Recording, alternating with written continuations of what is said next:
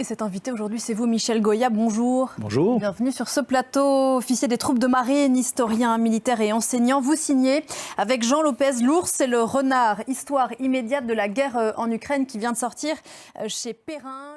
Depuis l'invasion russe de février 2022, on le disait à l'instant, 18e nuit, en tout cas 18e salve d'attaque sur Kiev en un mois cette nuit. C'est la politique russe de la terreur ? Oui, alors si, et vous le rappelez dans ce livre, l'objectif militaire des Ukrainiens n'a pas changé depuis le début de cette invasion, bien sûr, qu'ils ont subie. En revanche, côté russe, là, c'est différent. Est-ce que vous pouvez nous rappeler quel était l'objectif de départ des Russes, vous avoir, c'est l'occasion de faire ce petit bilan. Et quel est-il aujourd'hui ?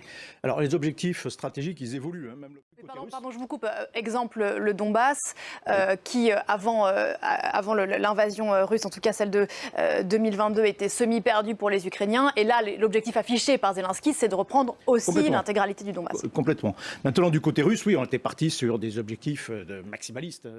Pourquoi écrivez-vous, je vous cite, que les Russes ont perdu 2 batailles, mais pas la guerre, que les Ukrainiens ont gagné 2 batailles, mais qu'ils n'ont pas gagné la guerre ? Oui, 15 mois de guerre, ça coûte cher en arsenal militaire, en hommes, en efforts, un scénario réaliste pour les mois à venir. Vous le disiez tout à l'heure, les Russes sont épuisés, on imagine que les Ukrainiens aussi. C'est quoi ? C'est quelque chose qui pourrait être... Alors on parlait de cette contre-offensive ukrainienne qu'on attend, mais quoi ?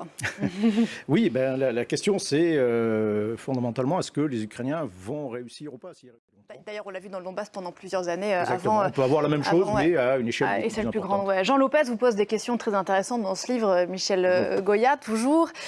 Notamment celle, bien sûr, de l'aide apportée par les Alliés à l'Ukraine. Est-ce que Kiev aurait pu tenir sans ses alliés ? Et est-ce que la réponse est si évidente que ça ?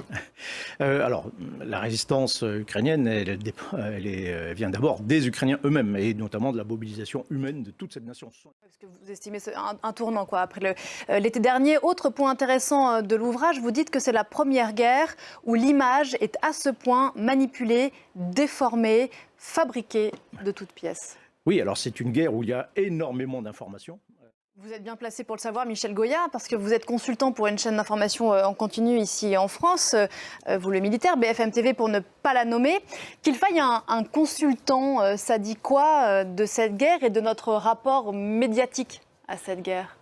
On parlait de l'abondance d'informations, mais l'information, c'est du bruit si on n'arrive pas à l'interpréter, essentiellement. Donc... Emmanuel Macron, en un mot, a dit hier que la Russie avait commis une erreur géopolitique majeure en envahissant l'Ukraine. Oui. Vous êtes d'accord avec lui ? La guerre. L'ours, c'est le renard. Je vous laisse deviner qui est l'ours, qui est le renard. Michel Goya avec Jean Lopez, livre passionnant sur l'histoire immédiate de cette guerre en Ukraine. Merci infiniment d'être venu ce matin nous en parler.